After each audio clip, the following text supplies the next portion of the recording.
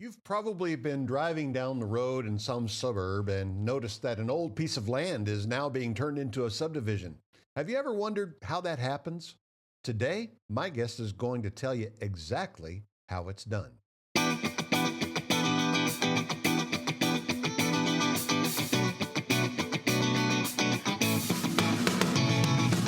It's time for Flipping America, the show that helps you understand how real estate investors think, analyze opportunities, and build wealth through real estate.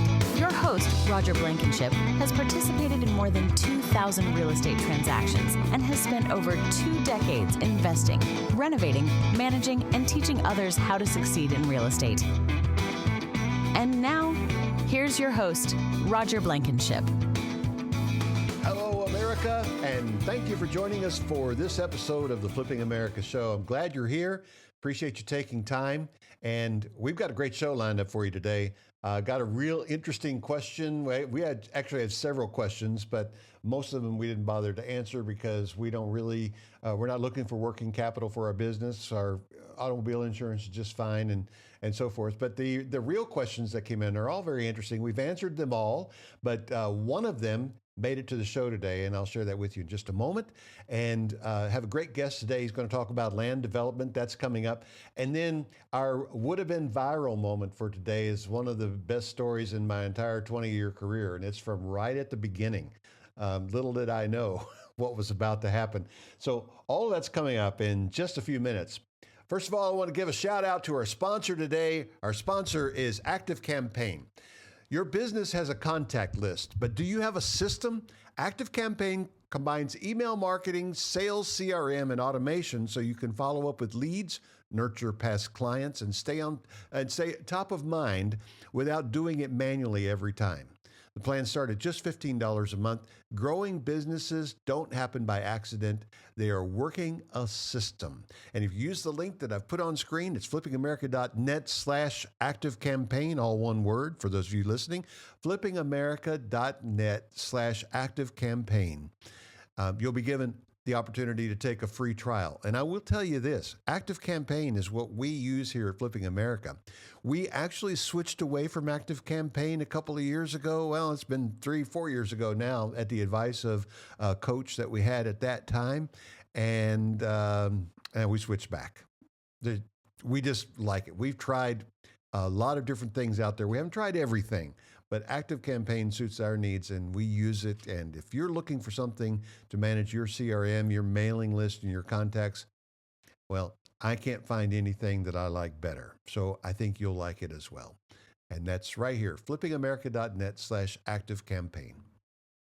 Our question of the week comes from Suzanne from Denver, Colorado. She says, I told my dad I wanted to start buying rental properties, and he told me to only buy 1%ers. After I understood what that meant, I've been looking, and I'm not sure that property exists. What am I doing wrong? I'm pretty sure I've done the math correctly. Do these exist perhaps elsewhere? All right, Suzanne, you're not wrong, and we've had a little back and forth with Suzanne, but and for those of you that are maybe a little unsure, let me just make sure that we clarify here. By 1%er, this is sort of a standard rule, and my own father passed it on to me, buy a 1%er, where the monthly rent is 1% of your total initial investment. To keep the math simple, let's just say it like this. You buy a house for $100,000, the rent needs to be $1,000 a month. Buy it for $200,000, the rent needs to be $2,000 a month. That's a 1%. Now, after you actually count all of the expenses related to managing a typical single-family rental on that 1%, which would annualize as 12%, right, for each month, you would end up with about 9%. That's because about 30 to 40% of your rents go to cover expenses. All right, that's a conversation for a different day, but I'm assuming that most of you understand a little bit about expense tracking and, what goes on with the rental property. You do have expenses related to that. And so that's a good rule of thumb. If you end up with a 9% return on your investment, that probably makes it worth the effort. Now, that's not the only return. You get some tax benefits also, and you get the benefit of appreciation, which is really good for wealth building as you go along. So together, that makes for a pretty attractive investment. If you get down around 4 or 5%, maybe not so much. And it's good to understand what you're actually getting from that property and think about that. But to answer Suzanne's question, you know, unicorns, the Loch Ness Monster, and Bigfoot, we all wish those things were real, just like we wish 1% properties were real. And I know that they are, but probably not in any of the big cities in America. It would be like a unicorn, okay, if you find one. It's just not going to happen very often. This is one of the reasons I actually branched out from just the Atlanta area into smaller towns and have ended up investing in more than 28 states. Well, more than 28, 29 states, okay? So, but I've bought and sold properties in a lot of small towns across mostly the eastern U.S., as far west as Texas and so forth, but mostly east of the Mississippi River. And we're able in the smaller towns to find properties that are well above 1% return, which is what makes it attractive to us. The key is to make sure you find a place where people actually want to live. I sometimes jokingly say, don't buy a house in a town where the only people moving there are people who are moving back home to get close to mama. You don't want a town where the population growth is stagnant and there's not a lot of movement unless you can find a house that someone wants and they're going to stay there for 10 or 15 years. That might be an interesting proposition, but you don't have a big market to pull from whenever it's vacant. So there's some cautions involved in that as well. So what do you do when you can't find a 1%? Well, do not despair and don't give up. There are other things that you can look for. In those areas, like in the urban areas, you may be able to take a rental house and move it into a short-term rental or a co-living situation. A short-term rental is good where people are coming to town either on business or if there are tourist attractions nearby. And that will bring in more revenue than a typical long-term rental. So will a co-living, where you rent it out by the bedroom. The co-living properties work best next to public transportation and more working-class neighborhoods. So keep that in mind. And that also generates more income than a long-term rental. In fact, co-living is the up-and-coming thing. It's in this time of affordability crisis and so forth. It's gotten so bad in New York City, they're not just renting out bedrooms, they're renting out beds. It's a hot beds thing where you have that particular bedroom for 12 hours and then you're out and someone else uses it for the other 12 hours. And so it's for shift workers. It's mind-boggling to me, but this is a real thing. Another thing that you consider is your exit strategy being not really just rental, but a lease option, where you've got tenants in there who have given you money for an option on the property to buy at a future price. And again, that's a little bit beyond the scope of this conversation, but there are other things that you can do if you can't find a 1%er, and that's something to keep in mind. All right, I'm looking at the time, and I already realized that we're not going to have time for the would have been viral story today. I'm sorry, I'm disappointed because it is a truly great story. I'll promise I'll get to it next time. All right, we'll put it in the next show. We need to move on and talk to Brandon Cobb. Brandon was a former medical device sales rep before becoming a fund manager and land development coach. His firm, HBG Capital, manages $22 million plus of land development every single year. He was featured on the cover of REI Wealth magazine, Realty 411 magazine, and has been published in Forbes magazine. Brandon's greatest passion is developing unforgettable experiences with those he loves and sees business as a tool to do just that. Let's join him now. Brandon, welcome to the show. It's great to be here. Thanks for having me. Yep, glad to have you. And it's a beautiful day here where I am. What's it like where you are in Nashville? I'm looking out the window right now. It's hot and humid, where it is probably too hot to actually go on a walk. So we're waiting for it to cool down and get the fall weather moving in so we can do some walks. Okay. My wife and I are big fans of walking with the kids. Okay. Yeah, my wife and I are big fans of walking on the beach, and she's a bigger fan of that than I am, but we try to do that every day. Anyway, So we're here to talk about land and real estate investing in general. And I think probably it's just best to hear this straight from you. Tell us what you're up to and what you're doing. So when people hear the word development, there's a lot of connotation that's attached to it. I'm going to simplify it. There's three phases of development, and we do all three, but there is entitlement, there's the actual development work, and then there's actually new construction. But in a one sentence, it's we take farmland and we convert it into new communities. So we basically invent new communities and we sell those new communities to national home builders. So we're actually the guys that will go in, get the farmland approved, also called entitled, where the city has blessed it and said, yes, this farmland is now good for a 50 home, 100 home, 200 home community.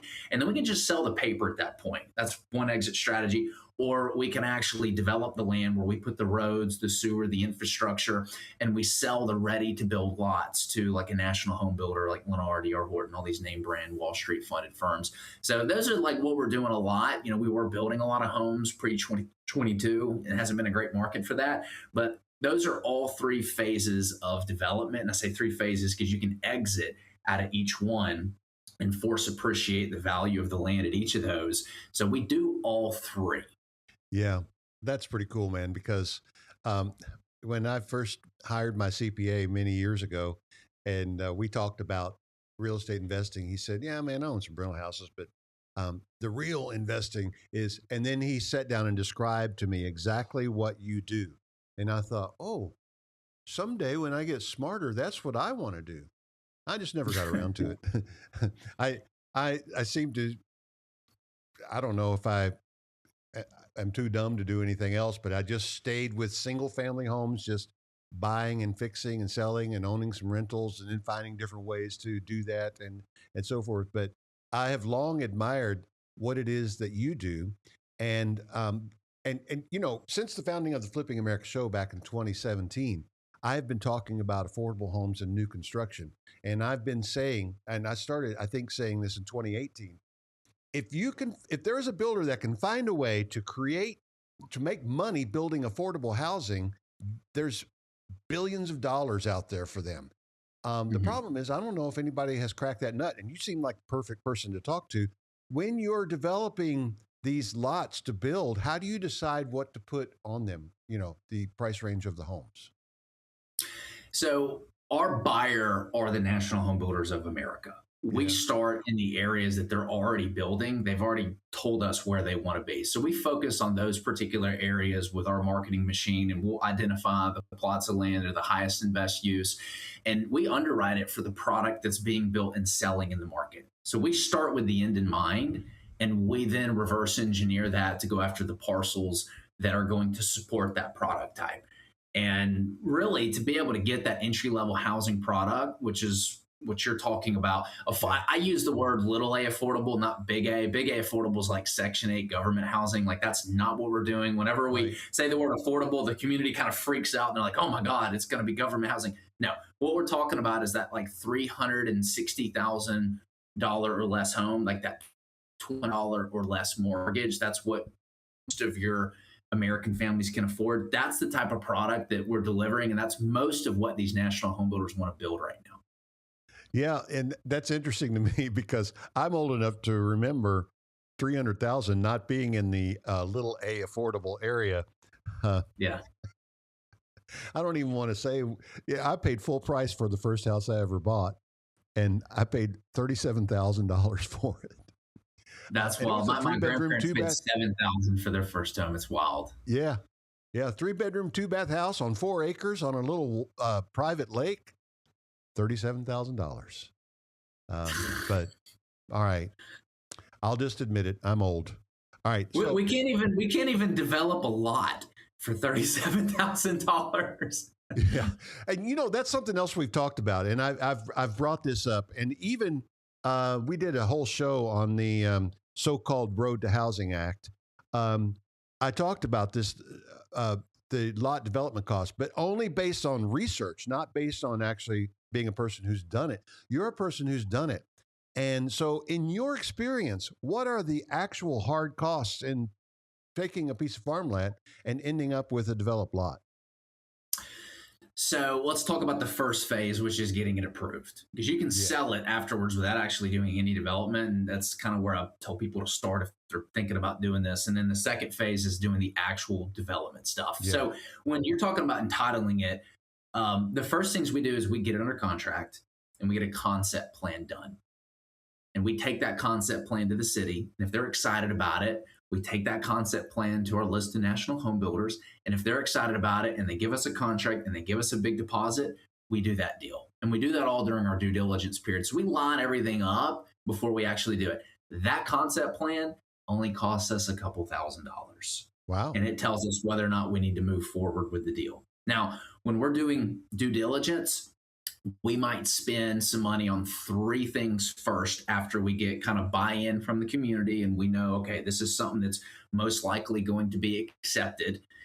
We will get a endangered species report, a geotech report, and a phase 1 environmental. Phase 1 environmental is let's make sure there's no toxic nuclear dumping sites where we've got Godzilla lizards glowing out of it, right? You don't want to make sure it's safe. Geotech report, that tells us the soils are good, tells us how much rock. And then the endangered species, we want to make sure we're not cutting down any trees with bald eagles in them and getting a felony fine or something like that, right? So all of that's going to cost us, anywhere in the ballpark, probably $15,000, maybe $20,000 to get all that stuff done. And we know that we don't have any serious limitations on the property. But you already have a contract in hand at this point, do you? Yeah. Yes. We don't do anything until we've got a contract, period. Okay. That's it. And so once we get to a preliminary plat approval, that's where the city has said, okay, we have stamped the plans and said this is approved.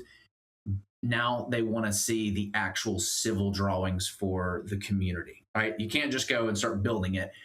Civil drawings are like architectural plans for a home, right? You can go get a building permit from the city to build the house, but you're not getting that building permit until they see the architectural plans. So you know that a lot is zoned to build a house. It's approved. You know when you buy that lot, you can build that home, but you're not getting the building permit until they see the architectural plans. So they can make sure the windows have 5 foot of egress and the fire department can get in and out of the windows, make sure it's safe, stuff like that. Civil drawings are the architectural plans for a home, but for the ground. Where's the sewer going to go? Where's the roads going to go? All of that takes some time and is expensive. And you're probably going to be spending somewhere around $2,500 per lot to get the civil drawings done. And this is the stage where we would introduce investors to say, hey, look, we've got a preliminary plat approval. We've got our buyer lined up. We need to raise capital in order to get the civil drawings done and sell to the end buyer. That's kind of the cost that you're looking at. If you're doing a smaller 30-unit project, you're probably looking at $60,000, maybe high end $70,000 to get all of the approvals and stuff done. And hopefully you're making $500,000 on something like that. Whereas if you're doing like a 100 home community, you might spend $250,000 getting everything approved there. But hopefully you're making 7 figures or more. What shape does that capital raise take? So you can do a fund if you're doing multiple projects. You can do a syndication where you're raising just into one particular project. So there's a lot of different vehicles that you can use. All right. And typically, I know there are no guarantees, but typically, what type of returns do your investors get when you do these projects? We usually shoot for like an 18% preferred return. Again, past performance, no guarantee of future results. Got to say that. But that's usually what we want our investors making on our projects. And sometimes we might do equity multiples. Every deal is different. Yeah. All right. So how long is your cash tied up and what's the minimum investment typically? Yeah, minimum investment's $50,000 and it's usually 1.5 years. Max is like 2 years if we're actually going to do the development. So it usually takes 15 months to get the entitlements approved, but the capital is not tied up. The capital comes in like halfway through that process. And so on entitlements, we usually say 15 months max. If it's going to be a development where we're developing and selling the lots, you're looking at 2 years or less for your capital to be tied up. Okay, so the 18% you're talking about, is that annualized or is that over the length of the time that your money's out there? Annualized. So if you got a $100,000 investment, you're making $18,000 a year. All right. I think some people listening to this are probably perking up right now, as I am. All right, so that's good. Now, we're going to take a quick break, and when we come back, get a little bit more personal, okay? We publish some newsletters around here, and I'm just going to pop all three of them on the screen so you can just scan the QR code and subscribe if you want. The first is Real Estate Investing Quick Tips. I've been at this for over 20 years, done more than 2,000 real estate transactions, including 1,700 plus full fix and flips. I've learned a lot of lessons the hard way, and I boil them all down into a daily 2-minute tip so you can learn lessons the easy way. It's free. All right, just try it. Go to flippingamerica.net/quick tips. There you go. flippingamerica.net/quick tips, and you can subscribe, or you can just, if you're watching this, you can scan the QR code. The next is Rewind. I'm a big history buff. I love it. And so I have dreamed for years of doing this, and now I'm doing it.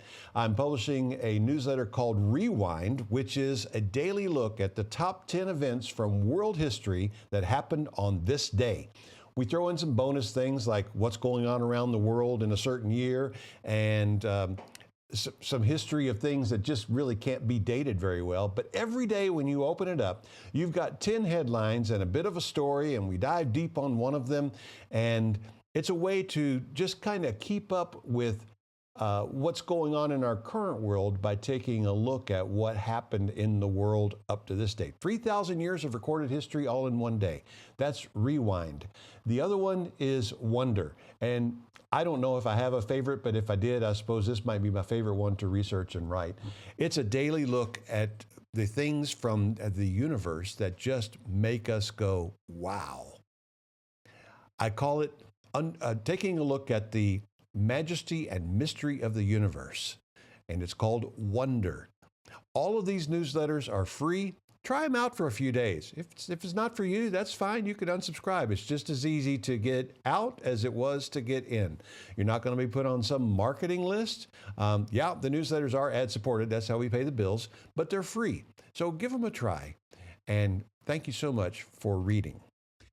All right, we're back. I'm with Brandon Cobb, and we're talking about land development, and it's been intriguing so far. But one of the things that we didn't mention in the first segment is your mastermind. And I think that I do want to bring this up because not only are people listening, I know my listeners pretty well. And there are some out there that are thinking, passive investment, 18% preferred return. But I know some of you are thinking, like I have thought through much of my young adult life, that's what I want to be when I grow up. I would like to do that. And you've got a mastermind, and you told me before we started recording that this is not for beginners. But tell us a little bit about that mastermind right now, and then I'll talk about how people can sign up.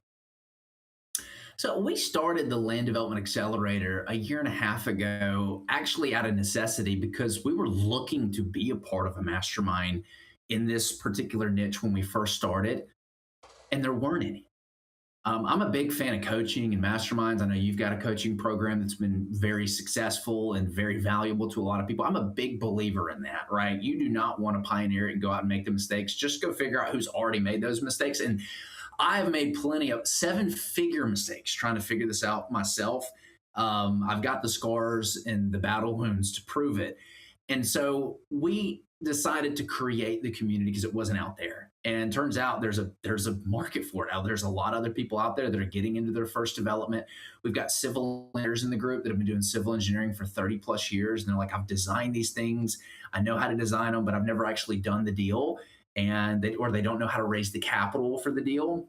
We've got builders in the group that are tired of chasing onesie, twosie little lots, and they want to build a pipeline for 3 or 4 years. They like that idea.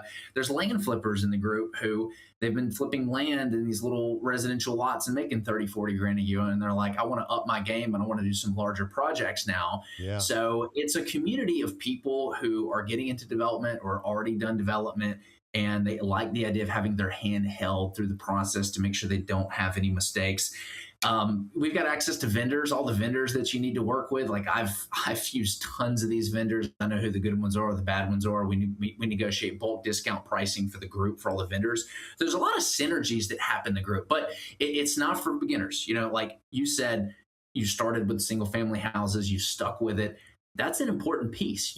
You need to have a cash flow machine built up before you get into development, because it can be 1 or 2 years before you get your big payday. You do not need to rely on that income in order to get paid.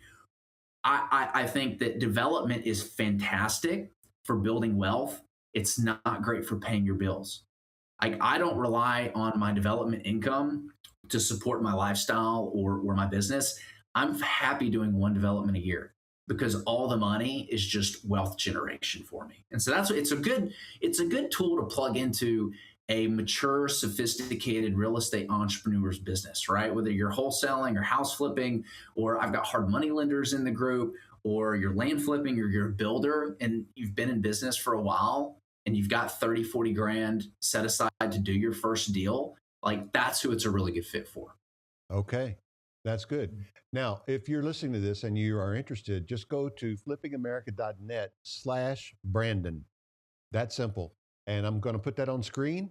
And we'll also, I think there's a QR code there for you as well. So flippingamerica.net/Brandon, and you can find out everything you need. I think that schedules a phone call with you, right?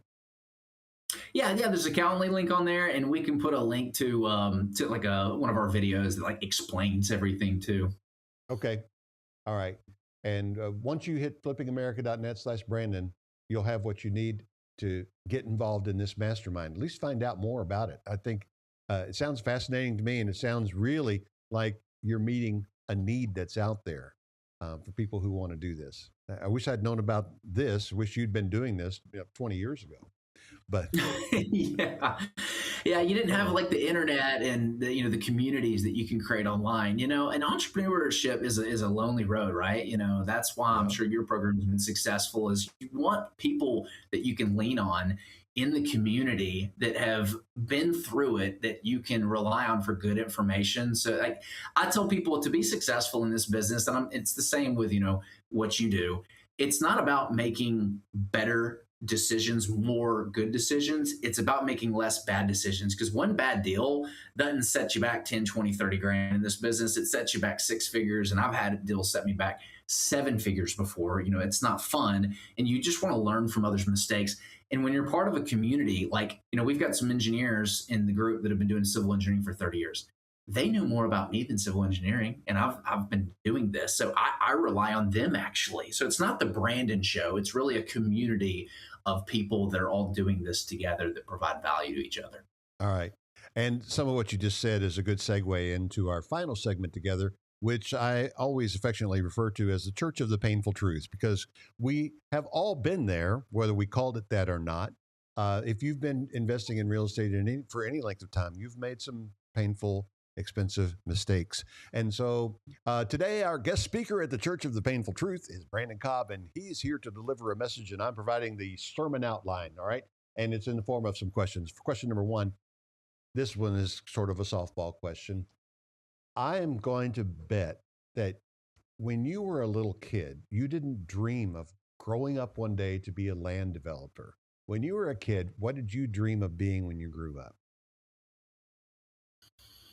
A medical device sales rep. Wow, that's really specific. Is that in your family? Yeah, my uncle is in the spine industry, worked for Medtronic. Okay.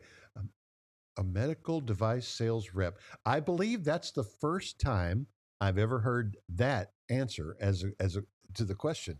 It's always fireman or policeman, something heroic, or nurse, or professional athlete, almost always something like that.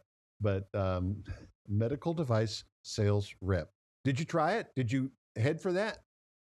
Yeah. That it took me several years when I was in my early 20s to finally break into the industry, but I finally did it, and I was in that business for about 2 years. Okay.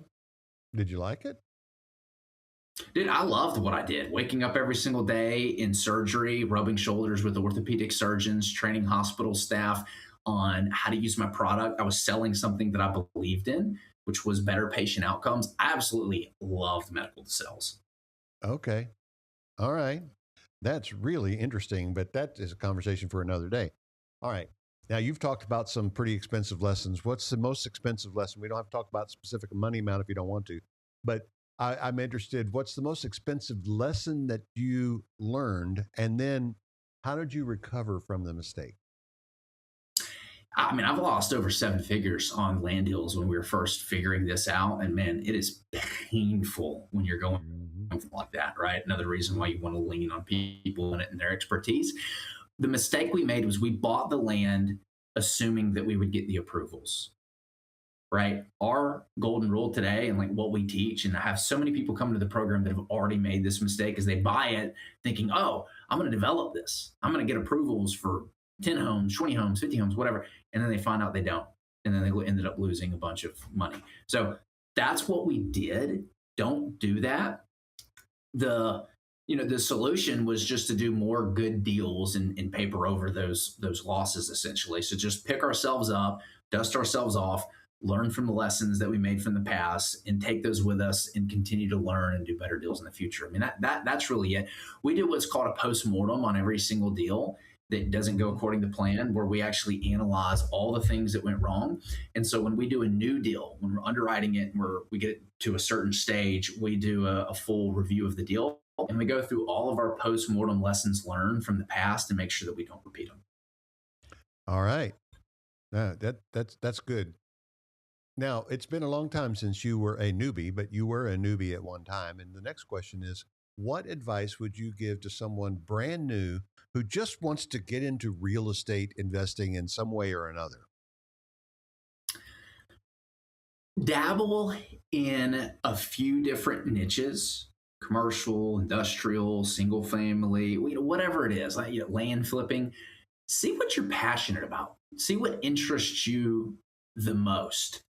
And then pick something that's got some tailwinds to it. Real estate is a fascinating business. There are different niches in real estate that perform well at different time periods. So right now, the last 3 years, it has been a bloodbath in multifamily. I know so many people that have been in the multifamily business for 10 plus years, multiple $100 million portfolios, personal bankruptcies, lost everything, not because they were a bad operator, just because you had a black swan event with interest rates doubling. You want some tailwinds behind you. So I would do some research to see, which particular niches, after you've seen what you have an affinity to, have some tailwinds behind them. And so like right now, I can tell you the land home packages, very popular right now. That's what's selling really well. That's what kind of a lot of people are pivoting to, that I'm seeing kind of in the market. So, that's got some tailwinds behind it. So just pay attention to those things. All right. And the final question is, how would you, Brandon Cobb, define true wealth? I would say I'm very wealthy. And I'm very wealthy because I get up every day, I look in the mirror, and I'm very happy with who this young, good looking man and what he is doing. Wealth to me isn't necessarily about money. The business that I've built is just a tool to be able to construct the life that I want. And so you got to really think about what you're trying to build and archetype that and make a plan. And so for me, there's a couple ways that I see that I'm winning. Every year I do a mom-son trip. My mom was a teacher for 25 years. She studied and taught history, never could afford to go to some of the cool historical spots. Every year, we go somewhere really cool. We've been to San Antonio to see the Alamo. We're going to, Boston this year to do the American Trail. We've been to Charleston. We always go somewhere to study history. I get so much fulfillment out of those experiences. Every year, I do a dad-son trip. And he's into crypto and he's into bourbon. So we'll do the Kentucky Bourbon Trail, or we'll go to a crypto conference. I do a sibling trip with my brother and sister. We went to Yosemite last year, hiked Half Dome, 20 miles one day. So I'm all about creating a business that funds the life that you want to build. And so for me, my definition of success is being able to create unforgettable life experiences with those that I love. That's wealth to me. Yep. And that's a terrific answer. And that's really a great way to wrap it up. We're out of time, but thank you so much for joining us today, Brandon. I appreciate it. All of your insights, and we'll talk again very soon. Thanks, everyone, for listening, and we encourage you to please subscribe on whatever platform you're hearing this or watching this.